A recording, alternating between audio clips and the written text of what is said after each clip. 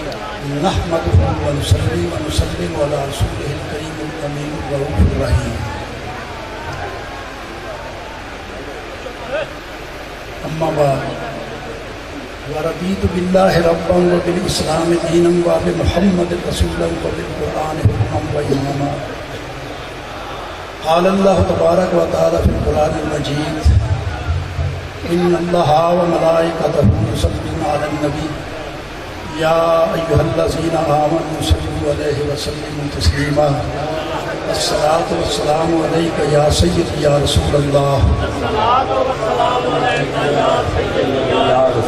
وعلى آلك وصحابك يا سيدي يا نور الله.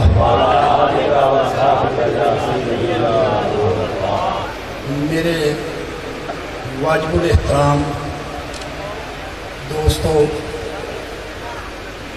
مشائخ حضام، علماء کرام، معززین، حاضرین محفل، اصل بات یہ ہے کہ آپ لوگ یہاں آئے ہیں تو جن لوگوں کی محفل میں آئے ہیں، جن کے بارے میں یہ محفل انعقاد پذیر ہوئی ہے اور جن کی وجہ سے یہ لوگ جوق در جوق مختلف علاقوں سے یہاں آئے، کوئی ان کی بات سمجھو کہ ان کو یہ عظمت، یہ مرتبہ کیسے حاصل ہوا. ہر ایک کی قبر پر تو ایسے اجتماع نہیں ہوتے. ہر ایک پردہ کرنے والے کی قبریں تو مرجع خلائق، چشمہ فیض نہیں ہے. آپ کی سمجھ میں اگر ایسے لوگوں کی بات ہی نہ آئی تو آپ میں ذوق کیسے پیدا ہوگا کہ ہم بھی ان کی ریس کریں. ہم بھی جن کے پاس آئے ہیں وہ باطن میں بھی ہیں اور ظاہر میں بھی بیٹھے ہیں. جن کے مزار پر، جن کی محفل پر آپ تشریف لائے ہیں وہ باطن میں بھی ہیں اور ظاہر بھی آپ کے سامنے بیٹھے ہیں. اگر کسی کو شک شبہ ہو تو میں قرآن و حدیث کی روشنی میں نکال دوں گا. میں اس کائنات میں مجھے بھیجا ہی اس لیے گیا ہے کہ جس کو شک ہو وہ میدان میں آ کے نکال لے. میں غلام رسول اور رسول کے غلاموں کا بھی غلام ہوں، اور میں تمام مشائخ حضام، علماء کرام کے قدموں کی دھول.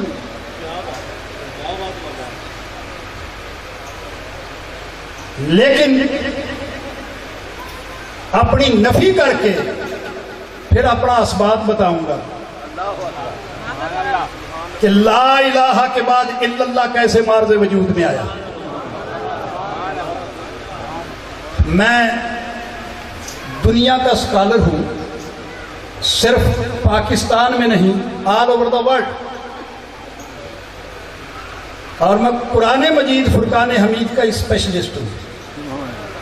میرا سبجیکٹ پوری دنیا میں اسلامک جورسپروڈنس، جس کو قرآنی فقہ، اسلامی فقہ کہتے ہیں.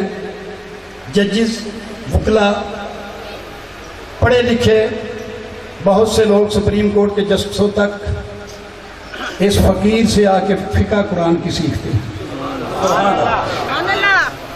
تو یہ شام سے آپ نے اب تک جو کچھ بیان کیا، تقریر کی شکل میں، نعت کی شکل میں، جس طرح سے بھی ہے، اس کو سمجھنے کی کوشش نہیں کی. آپ اپنے ایک ہی شعر کو، ایک ہی آیت کو، ایک ہی حدیث کو سمجھ جائیں تو آپ یہاں سے مرد کلندر بن کے اٹھیں گے. یہاں سے اٹھتے ہی آپ کی عظمت کا چرچا ہو جائے گا. کیسے؟ اللہ رب العزت رب الارباب کا اس کائنات کو، اس انسان کو بنانے کا مقصد سمجھا. کوئی ہے اس بڑی محفل میں جو اٹھ کے مجھے بتائے کہ ہم اس جہان میں کس لیے آئے ہیں؟ کیا ہم اس جہان کے ہی ہیں یا کسی اور جہان سے آئے ہوئے ہیں؟ اور یہاں ہم نے کیا کر کے واپس جانا ہے؟ یہاں سے آپ کو کیا ملا ہے اور وہاں سے کیا لے کے آئے ہیں اور یہاں سے کیا لے کے جانا ہے؟ بیٹھ جا بھائی، بیٹھ جا، اس کو پکڑ کے بٹھا دو، میرا پیشاب نہیں نکلتا، بیٹھ جا. کوئی بھی اٹھے، دوسرے دو آدمی اس کو پکڑ لو. میری آج صدارت ہے، خطابت نہیں ہے، لیکن بزرگوں نے مجھے حکم دیا ہے کہ چند منٹ میں صرف ایک دو اشعار کی تفسیر بیان کر کے آپ سے اجازت لوں گا، پھر جیسے آپ کی روٹین چل رہی ہے چلتی رہے گی. اللہ رب العزت نے فرمایا كنت كنزا مخفيا فأحببت أن أعرف فخلقت الخلق. میں ایک مخفی خزانہ تھا، میں نے چاہا کہ میں پہچانا جاؤں، میرا پتہ چل جائے کہ مخفی خزانہ کیا تھا، میں ظاہر ہو جاؤں تو یہ ساری کائنات میں نے بنائی. اللہ God's motto only for his introduce. اللہ رب العزت کا صرف مقصد کائنات بنانے کا یہی ہے کہ میرا پتہ چل جائے کہ میں بھی کچھ تھا. تو کنتو کنزن کے پردے میں جو راز تھا آج بن کر وہ خیر الامم آ گیا. اگر لفظی معنی سمجھتے ہیں تو محمد مصطفیٰ احمد مجتبی خیر الورا نور الہدا شمس الضحیٰ صورت خدا. کنتو کنزن کے پردے میں جو راز تھا آج بن کر وہ خیر الامم آ گیا. عاشقوں کے لیے سجدہ گاہ بن گئی جس جگہ ان کا نقش قدم آ گیا. چونکہ یہ محفل عشق والوں کی ہے، عقل والوں کی نہیں. عقل والوں کی محفل میں ایسے اسرار و رموز بیان نہیں کیے جاتے اور عشق والوں سے یہ اسرار و رموز چھپائے نہیں جاتے. یہ عشق والوں کی محفل ہے. عقل کا یہاں کام نہیں ہے کہ وہ اس راز کو سمجھ جائے. بڑی مدت کے بعد حضرت علامہ مولانا سردار حسین فیصل آبادی دیوبندی جب مرشد کامل ملے، پردہ اٹھایا تو اسی نے اپنے ملفوظات میں فرمایا روے ککھ نہ عقل دا رب کر کے، روے ککھ نہ عقل دا رب کر کے، جتھے عقل پہنچی پیدا دھڑے کی تھی. سرور انبیاء تے تنقید کی تھی، اس عقل ایمانہ نے رڑے کی تھی. جد میں آکھیا پیر دی ذات ربی تے کن خشک ملوانیاں کھڑے کی تھے، پر وال جنہ سردار نہ ڈولیا میں عقلاں والیاں نے ترلے بڑے. عشق کو تنقید سے فرصت نہیں. کیا بات ہے؟ میں ویسے ہی روز کرتا ہوں، شروع کرتا ہوں، نہیں وقت بہت زیادہ ہوا، بہت زیادہ ہوا. عقلاں والیاں نے ترلے بڑے کی تھے. تو میرے دوست میں وحدت الوجود کا قائل ہوں اور وحدت الوجود ہی بیان کرتا ہوں، اور یہ جتنے بھی اولیاء اللہ ہیں سب نے وحدت الوجود ہی بیان کیا ہے۔ میں قریب کی بات سے وحدت الوجود بیان کرتا ہوں، گہرائی میں نہیں جاتا۔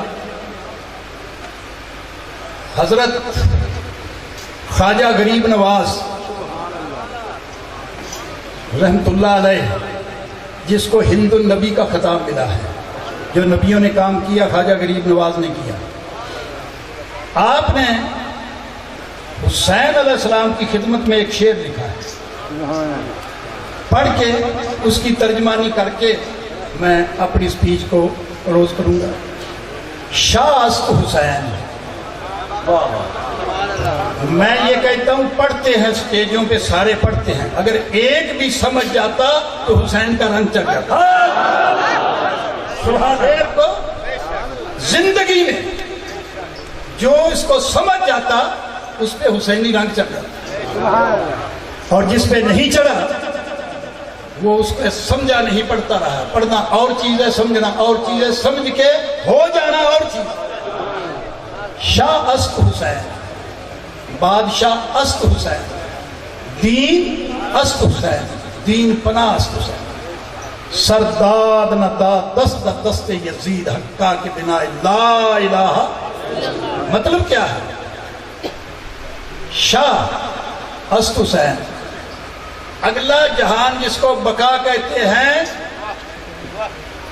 اس کا مالک جو ہو اس کو شاہ کہتے ہیں، اس جہان کے مالک کو بادشاہ کہتے ہیں، اس جہان کا بھی مالک اس جہان کا بھی مالک شاہ است حسین، بادشاہ حسین۔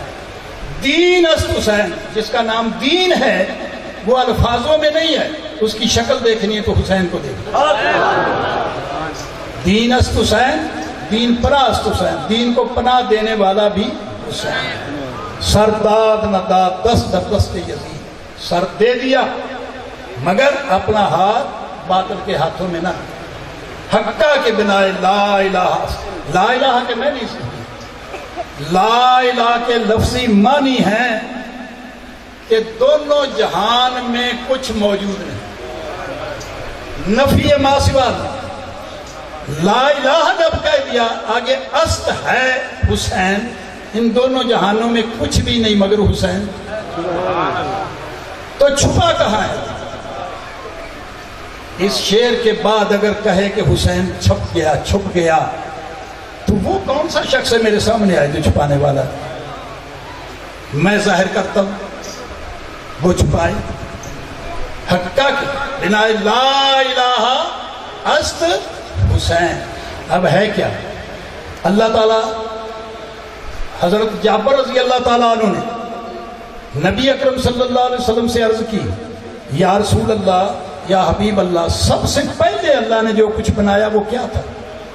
تو آپ نے فرمایا، یا جابر ما افعل خلق اللہ نور نبی کا من نور ہے، سب سے پہلے اللہ نے اپنے نور سے میرا نور پیدا،